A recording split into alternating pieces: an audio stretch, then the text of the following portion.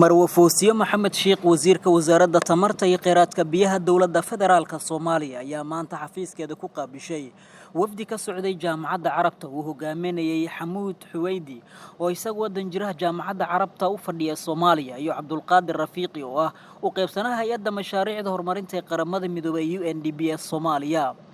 kulanka wasiir foosiyo iyo labadan wafdi ayaa inta uu socday waxyaabaha la iskala soo hadal qaaday waxaa kamid ah sidii looga wada shaqeyn lahaa dardargelinta mashaariic horumarineed oo ay wado wasaaradda tamarta iyo kheyraadka biyaha dowladda Soomaaliya iyo sidii loo heli lahaa taageerada jaamacadda Carabta iyo hay'adda UNDP ee hirgelinta mashaariicdaasi kala duwan ee dhinacyada tamarta iyo biyaha oo ay ka faa'iideystaan bulshada Soomaaliyeed. waxaa warbaahinta qaranka u faahfaahiyay kulanka waxyaabihii looga arinsaday Cabdiwaaxid Ibraahim Axmed agaasimaha guud ee wasaaradda.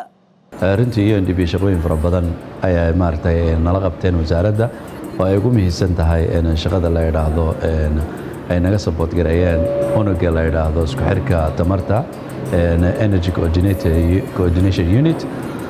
runtii haddana waxaa jira barnaamijyo fara badan oo UNDP ay rabto in nagala qabato. waxaa ka mid ah in mustaqbalka aan rabno in UNDP ay wax nagala qabato barnaamijka la yiraahdo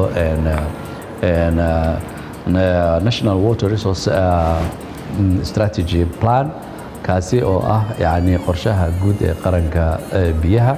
agaasime Cabdiwaaxid Ibraahim Axmed ayaa sidoo kale ka hadlay waxyaabihii ka soo baxay kulankii la yeeshay danjiraha jaamacadda Carabta ee Soomaaliya. runtii jaamacadda Carab waxaa jiray barnaamijyo projectyo anaga aan hore ugu gudbinay xilligii Professor Salim oo wasiirka wasaaradda kaasi ayaa marka kaasi follow up ku sameeynay ama arrinkaasi ayaan dabagalkeedii waxaydii aan ku haynay si marka kaasi barnaamijka kaasi loo hirgeliyo.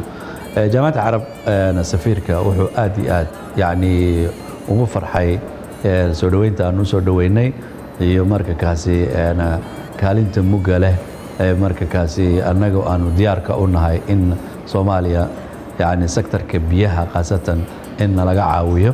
علي عبد القادر علي warbaahinta qaranka Soomaaliyeed Muqdisho.